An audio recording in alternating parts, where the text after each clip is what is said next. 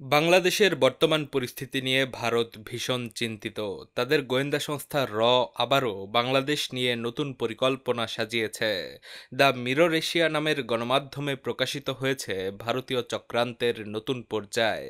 এইবার বাংলাদেশের অন্যান্য রাজনৈতিক দলকে ব্যবহার করতে চাইছে ভারতের আসেন দেখি ঘটনা কি।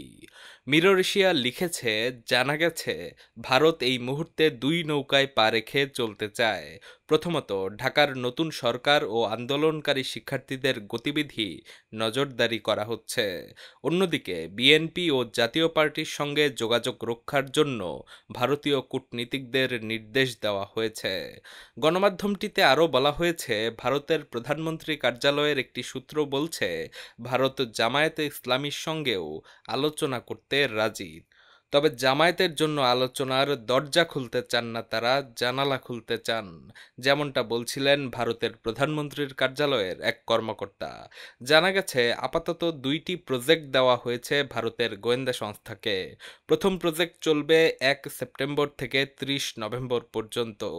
এই প্রজেক্টের উদ্দেশ্য হলো একটা নতুন গল্প তৈরি করা।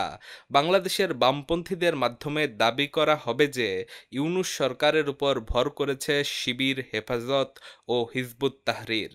সেই সঙ্গে হেফাজতে ইসলামের একটি অংশ, যার সঙ্গে এর দীর্ঘদিনের যোগাযোগ, তাদেরকে বোঝানো হচ্ছে ডক্টর ইউনূস সুদখোর, তিনি মার্কিন এজেন্ট, কোনোভাবেই ডক্টর ইউনূস একজন ভালো মুসলিম নন।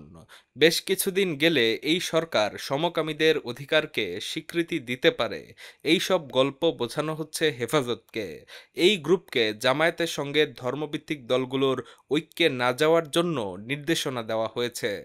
তবে মিশন থেকে সবচেয়ে বেশি গুরুত্ব দেওয়া হচ্ছে আন্দোলনকারীদের সঙ্গে হিজবুত তাহরিরের সংশ্লিষ্টতা ও তাদের ভাবাদর্শ নিয়ে একটি ভয় তৈরি করার দিকে।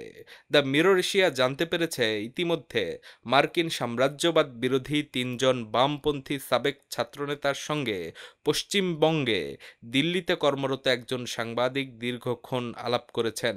তাদের সঙ্গে ভবিষ্যতে কাজ করার প্রত্যয় ব্যক্ত করেছেন।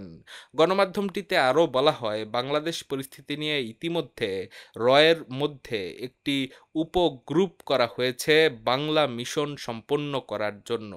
সম্প্রতি চিকেন নেক নিয়ে বৈষম্য বিরোধী ছাত্র আন্দোলনের অন্যতম সমন্বয়ক হাসনাত আবদুল্লার মন্তব্য ও 7 সিস্টার নিয়ে সমন্বয়কদের কারো কারো বক্তব্যকেও আমলে নিয়েছে বাংলাদেশ নিয়ে গঠিত এর উপটিম বাংলা মিশন।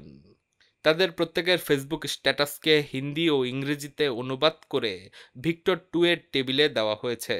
ভিক্টর 2 হলো এর একটি প্রোটোকল, যার কাছে বাংলাদেশ সম্পর্কিত সর্বশেষ সিদ্ধান্ত নেওয়া হচ্ছে।